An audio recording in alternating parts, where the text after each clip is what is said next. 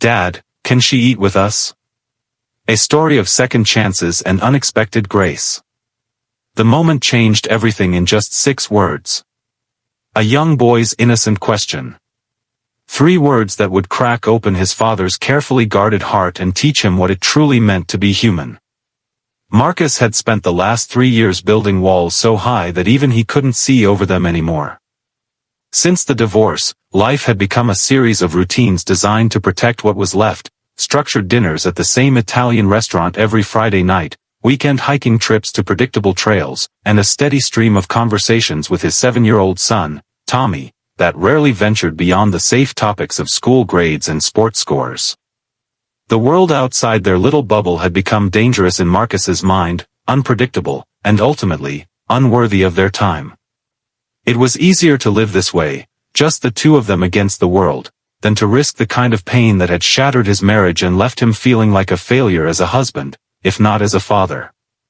If this story about kindness, second chances, and unexpected grace resonates with you, please like this video, comment your thoughts below, share it with someone who needs to hear it, and subscribe to Kindness Corner. We believe that the world is changed one act of compassion at a time, and your support helps us share these powerful stories with more people who need them.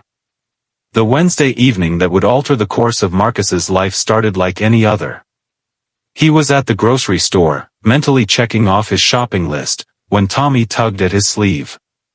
They had just turned down the cereal aisle when Marcus noticed her, a woman in her 60s sitting on a bench outside the store, her shopping cart beside her filled with items from the clearance section. She wore a faded purple jacket that had seen better days, and her shoes were scuffed and worn. But what struck Marcus most was the expression on her face, a combination of exhaustion and resignation that he recognized all too well from looking in his own mirror.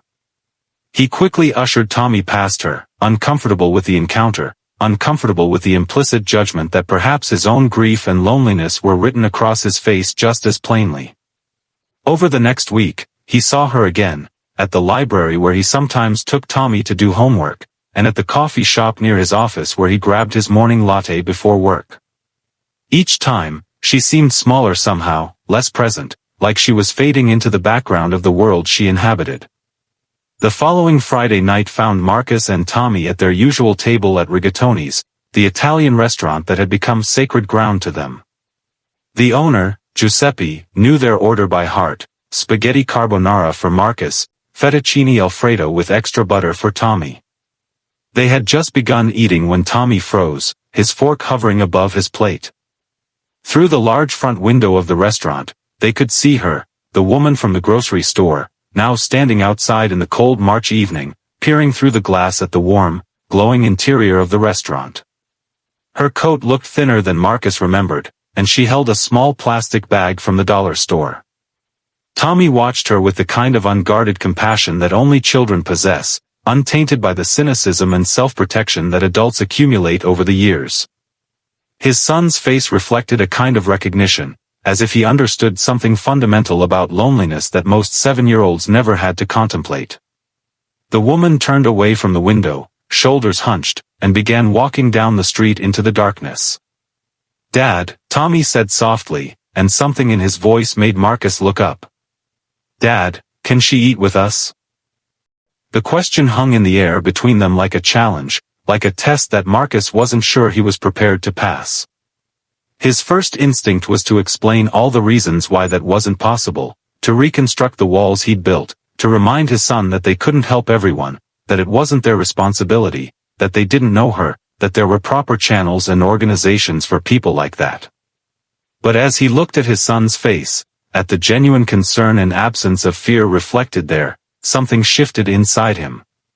Some small voice that he'd silenced years ago began to speak. "You know what?"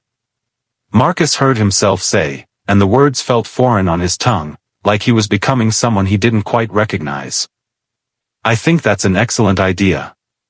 He stood up from the table with more conviction than he felt and walked out into the evening air.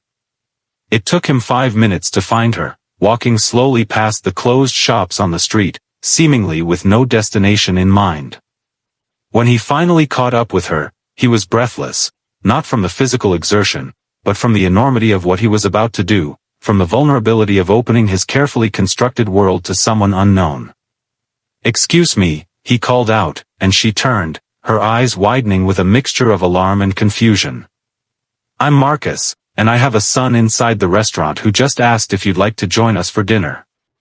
I know this must seem strange, and you have every right to decline, but if you're hungry, we'd genuinely like to have you join us." No questions asked, no strings attached. The woman stared at him for a long moment, and he could see the internal war playing out across her face, the battle between pride and hunger, between fear and hope, between the person she was and the person she'd been forced to become. Finally, with tears beginning to form in her eyes, she nodded. Her name was Eleanor, and as she sat down across from Tommy and beside Marcus in that small Italian restaurant, a subtle transformation began to unfold. She was a retired teacher who had fallen into hard times after a series of medical emergencies had drained her savings and destroyed her independence. She'd been living in her car for the past 6 months, too proud to tell her estranged family, too ashamed to reach out to friends who might have helped. She spoke softly at first, her words careful and measured, but as the evening progressed, she began to relax. Tommy asked her questions about her life, about the countries she'd traveled to, about the books she loved. He wasn't asking out of pity or obligation but out of genuine curiosity, and Eleanor responded with stories that brought light back into her eyes. Marcus found himself sharing things he hadn't told anyone since the divorce, his fears about being a good father, his doubts about whether he was raising Tommy correctly by isolating them both from the world, his realization that in trying to protect his son from pain, he might have been teaching him to fear connection itself. Eleanor listened with the wisdom that only comes from having lived through genuine hardship, and she placed her weathered hand on his arm and told him that he was doing better than he could possibly know, that showing up for another human being, even a stranger, was perhaps the greatest gift a parent could model for a child. When the meal ended, Marcus found himself making a decision that the old version of himself never would have considered. He asked Eleanor if she had a place to stay that night. When she hesitated and admitted that she didn't, he invited her back to their home, offering her the guest bedroom that had sat empty since the divorce, suggesting that she might stay for a few days while they figured out next steps, while they made phone calls to local organizations and looked into resources that might help her rebuild her life. Over the following weeks, something remarkable happened. Eleanor didn't just stay a few days, she became part of their family. She helped Tommy with his homework, sharing the teaching techniques she'd honed over 35 years in the classroom. She cooked elaborate meals with Marcus on Sunday afternoons, telling him stories about her life and listening to his own narrative of loss and recovery. She became the grandmother figure that Tommy had never had, providing the kind of stability and love that comes from someone who has fought hard for every precious moment. More importantly, Eleanor's presence cracked open the fortress that Marcus had built around his heart. Through helping her, through opening their home and their lives to her, he began to understand that isolation wasn't protection, it was a slow form of death, a way of surrendering to the same despair that had nearly consumed Eleanor. He started volunteering at a local community center, teaching financial literacy classes to people facing housing instability. He attended a grief support group for divorced parents. Tommy, witnessing all of this, learned perhaps the most valuable lesson of his young life. He learned that kindness wasn't weakness, that helping others wasn't naive or foolish, that the world, despite its darkness and pain, was fundamentally good when you chose to be good to it. He learned that families weren't just created by blood or marriage, but by choice, by the decision to show up for another person, to extend grace when judgment would have been easier, to see the humanity in someone society had made invisible. If this story has touched your heart, if it's reminded you why kindness matters and why we must never give up on each other, please engage with this video.